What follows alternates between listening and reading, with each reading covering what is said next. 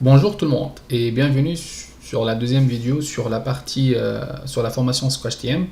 Donc aujourd'hui je vais vous parler sur la partie installation à l'installation de l'outil SquashTM.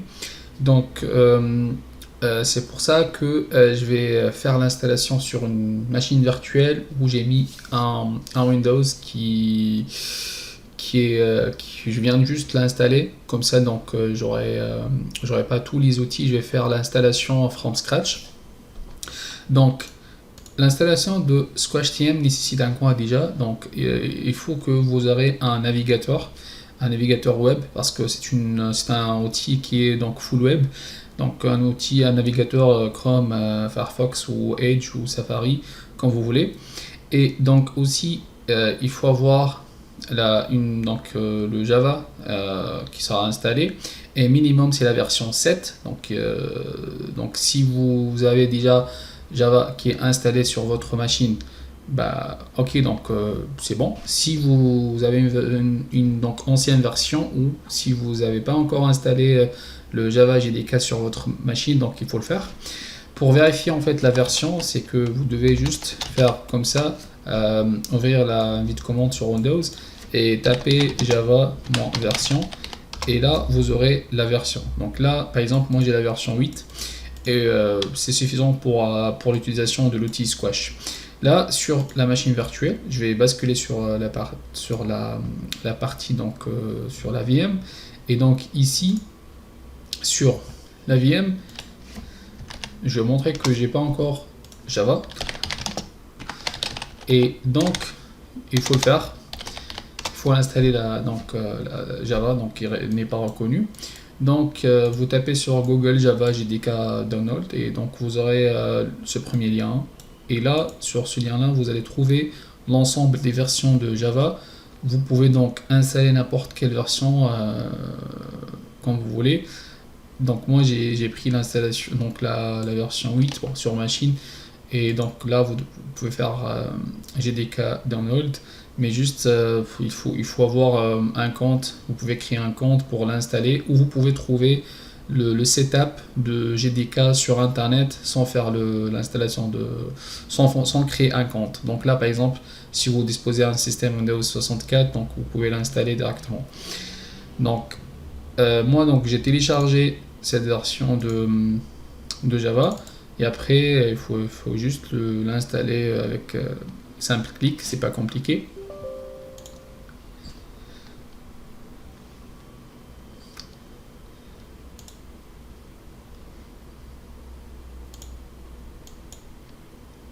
Voilà donc l'installation de Java. Et il faut bien sûr, après l'installation, il faut configurer vos variables d'environnement.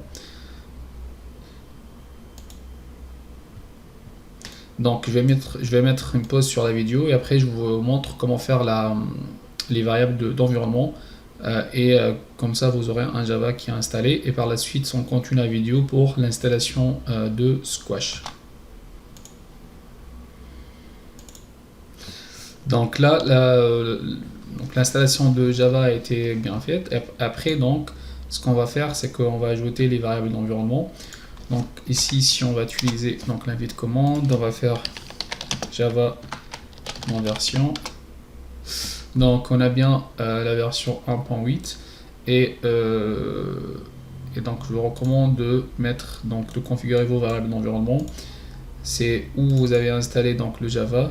C'est donc dans C, Programs, ça dépend donc de votre chemin. Et là en fait il y a le Java JDK, donc on peut prendre ce path là, ce chemin là, et après vous tapez ici variable d'environnement, ou vous pouvez aller sur votre PC ici et vous cliquez propriété, et après donc paramètres système avancé et variable d'environnement, et là vous pouvez donc soit définir une variable ici d'environnement et la mettre dans le path, ou directement ici vous pouvez ajouter donc une nouvelle variable, celle-là, donc un nouveau chemin. Ok, ok et ok. Donc voilà. Donc là on a bien installé Java, et par la suite on va continuer pour installer Squash. Donc pour installer SquashTM, vous devez aller sur le site officiel. Donc on va aller sur Google et taper donc SquashTM download.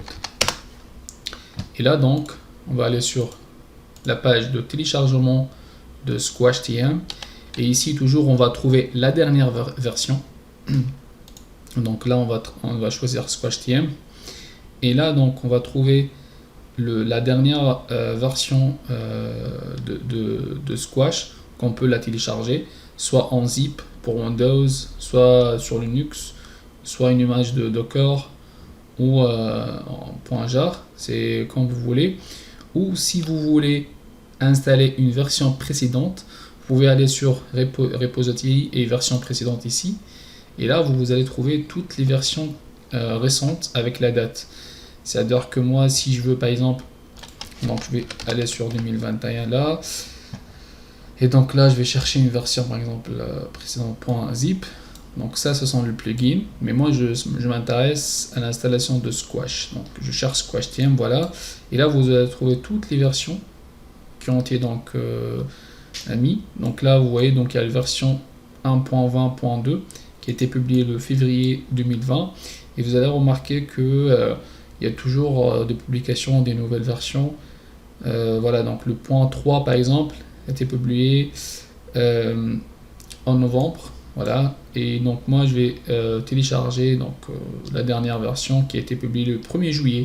Donc vous voyez qu'il y a une version en mars, en mai, en avril, en mai et en juillet. C'est pour ça que pour la prochaine vidéo, je vais vous montrer comment vous mettez à jour donc votre version de Squash. Donc moi je vais prendre une version ancienne, et par la suite dans la prochaine vidéo je vais vous montrer comment vous allez mettre à jour votre Squash. Donc je vais prendre par exemple la version celle-là.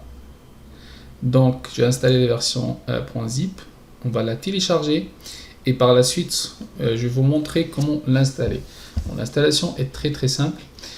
Il suffit de exécuter un fichier binaire, un fichier exécutable sur Squash, et après cette installation là elle va vous faire quoi exactement? Elle va vous ouvrir donc un serveur web sur un port 8080 par défaut, mais je vais vous montrer comment vous pouvez le configurer si par exemple vous avez d'autres applications qui utilisent déjà le port 8080. Comment vous pouvez donc changer le port pour utiliser Squash sur un autre port, et c'est juste ça. Mais il y a un autre truc très important, c'est que SquashTM qui utilise une base de données. Donc ici vous avez vu qu'il y a une base de données. Donc actuellement, donc par défaut, la base de données que vous allez trouver, c'est une base de données H2, c'est un type de base de données, et mais SquashTM il est compatible avec les bases de données MySQL et PostgreSQL. Et dans la prochaine vidéo, je vais vous montrer comment vous pouvez donc migrer vers H2 vers MySQL. Bon, je vais pas faire pour PostgreSQL, ce sera la même, mais je vais vous montrer comment vous pouvez faire ça si par exemple vous installez SquashTM sur votre machine locale et vous avez déjà un serveur web qui est configuré ou avec une base de données MySQL, et vous voulez utiliser une base de données MySQL. Je vais vous montrer comment vous pouvez donc migrer vers MySQL, et comme ça vous utilisez votre base de données pour l'outil Squash. Donc on revient sur l'installation de Squash. Donc c'est presque fini, et en fait donc sur le repo Squash, donc là on va avoir un fichier .zip qui va contenir l'ensemble des fichiers et l'application, et on va continuer à voir ensemble. Donc là on a bien fini l'installation de SquashTM. On va aller sur le fichier .zip, on va l'extraire ici.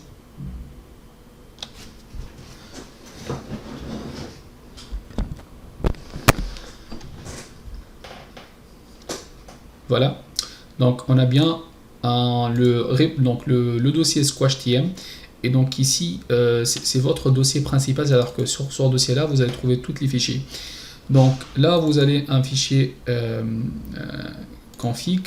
Je vais vous montrer par la suite comment configurer votre port. Mais pour lancer Squash, c'est-à-dire que l'installation, il n'y a pas vraiment une installation de Squash, il y a juste un lancement d'un script. Donc sur bin, ici, il y a un script qui est avec le nom launcher. Il suffit juste de le lancer, exécuter. Et après, donc ça va prendre un peu de temps. Je vais revenir ici. Et donc vous avez remarqué en fait la ligne où il y a donc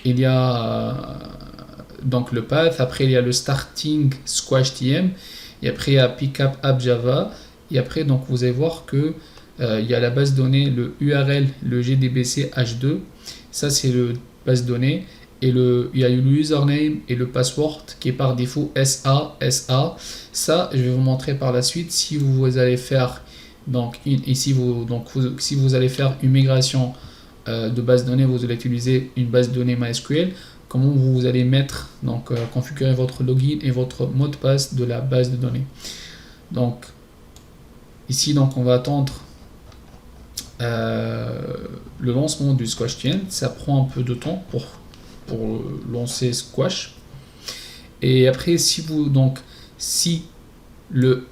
l'invite commande, en fait, il y a un crash sur l'invite commande, c'est-à-dire que vous avez un problème, soit sur la version Java ou sur Java qui n'est pas installée, ou un autre problème, l'invite commande sera fermée automatiquement et vous aurez les logs ici.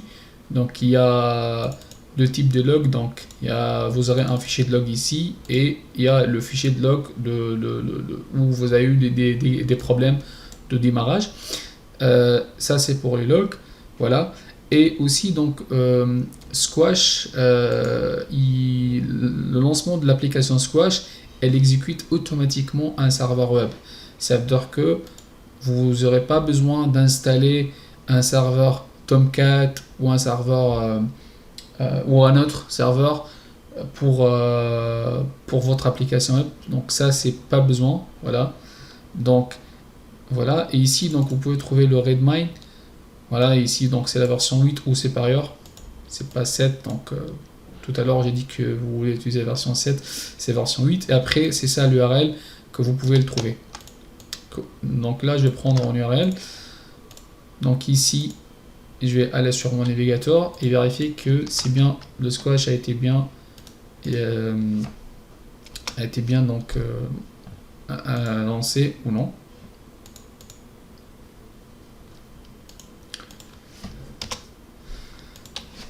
Il n'a pas encore fini. On va attendre un peu. Je vais mettre une pause le temps que Squash finit l'exécution.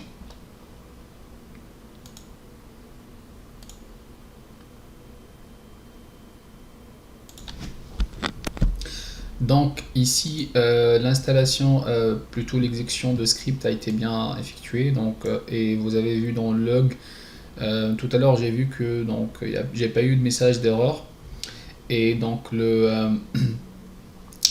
et surtout que votre invite commande n'a pas crashé, il reste toujours en exécution. Et donc par la suite on va aller sur le lien de notre Squash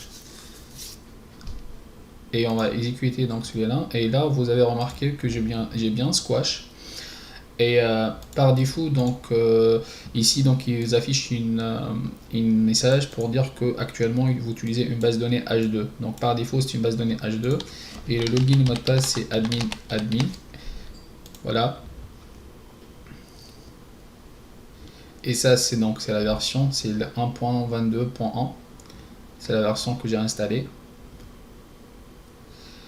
Et donc bon, il est un peu lent. Juste pour la première utilisation, et en plus moi j'utilise une VM, donc c'est pour ça. Donc vous voyez, donc j'ai bien Squash qui a été bien installé.